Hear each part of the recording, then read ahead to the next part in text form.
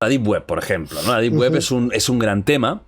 Yo he entrado en la Deep Web y de hecho en el Rincón de George yo tengo algún vídeo entrando en la Deep Web con un amigo mío, con Mike, y también desmitificando un poco que a ver, que la Deep Web no deja de ser pues una web. No te asaltan cosas, ¿sabes? No, pero sí que es cierto que es donde hay lo peor también y donde hay cosas que es imposible encontrar en la web normal, ¿no? Te lo pregunto a ti, la Deep Web, para la gente que tiene miedo, ¿la Deep Web es tan peligrosa como piensan? No. ¿Recomiendas que la gente lo intente entrar con alguien que sepa? Primero, ¿para qué quieres ir ahí? Curiosidad. ¿Qué estás buscando? Ah, bueno, pues para eso nada. Curiosidad. Imagínate que alguien dice, hostia, es que me da curiosidad, coño. Si tienes miedo, lo que puedes hacer es tener una máquina virtual, que es tener un Windows dentro de tu Windows, que está separado de todo. Que funciona con la RAM, ¿no? Es como es un emulador de un Windows. Que si te entra mierda, lo borras y se acaban por culo. Pues mira, empezamos con esto, ¿vale? Vale. Pues entras. Eso recomendarías, ¿eh? Si tienes miedo, yo lo haría. Entras y mira lo que hay. No te bajes cosas. Va muy lento, también te quiero decir, claro, pero bueno. Funciona con el Onion, ¿no? Sí, trabaja con el Onion. Hay más dark webs, pero bueno, esta que es la famosa, ¿no? La de Tor. Se entra, mira, a ver, particularmente a no ser que quieras comprar drogas o algo así, que se utiliza mayormente para eso. Sí que hay algunos markets donde puedes comprar, por ejemplo, malware, es decir, viruses. De hecho, podemos... Está chulo eso, está chulo, es guay el concepto.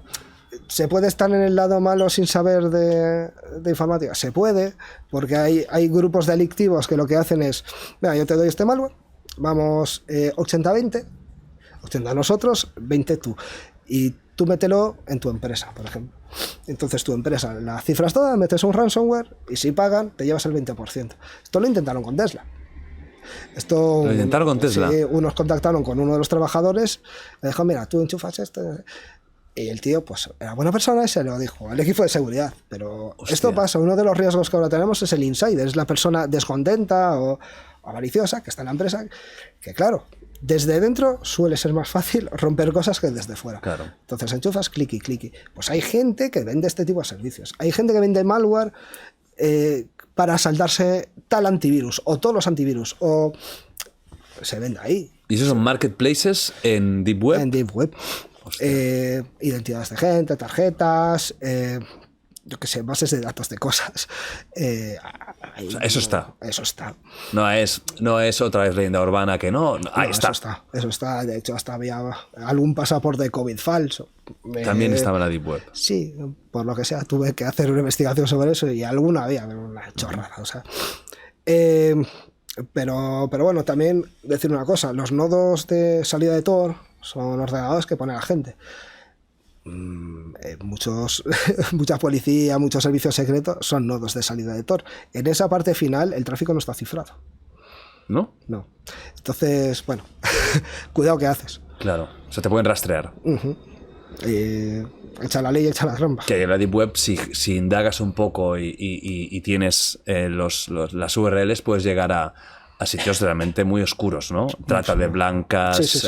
Cosas heavy. Nunca he llegado, pero por lo que dicen, sí.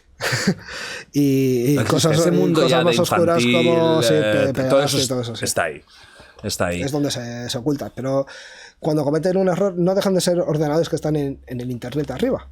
Solo que es muchos de ellos. Entonces, cuando cometen un error, también alguna gente entra, hackeas esos ordenadores que están en la Deep Web. Se pueden hackear. Claro, todo hackeable. O sea, incluso la Deep Web es hackeable. Sí, claro, son ordenadores normales, pero en la Deep Web. Entonces, cuando cometen un error, si puedes sacar la IP real o alguna información y se lo pasas, por lo que sea, le cae en el correo a la Guardia Civil o a un cuerpo fuerza de seguridad de Estado que pueda perseguir a la gente, sobre todo lo que dices de infantil y trata de blancas, el resto, pues, hombre, se lo haces llegar. Claro, y es, bueno, el gato y el ratón. O sea, cuando cierra un marketplace abre otro. Claro, bueno, había la Silk Road, ¿no? ¿Dónde va? Sí. Que era como un mítico de drogas, sí, de drogas y de un montón de cosas. Armas, o sea, que se vendía todo lo ilegal, estaba ahí y pillaron, ¿no? Era un eBay. Era un eBay, pero Sí, de lo criminal. Sí, de lo criminal. Sí, lo acabaron pillando. O sea, fíjate que es un mundo que está a 4 clics, porque tampoco, realmente no es tan difícil Es entrar. levantar el Tor browser y saberse la dirección. Saber que alguien consiga en algún foro, porque luego si vas buscando, al final acabas encontrando. Es como foro coches. Exacto, acabas llegando, ¿no?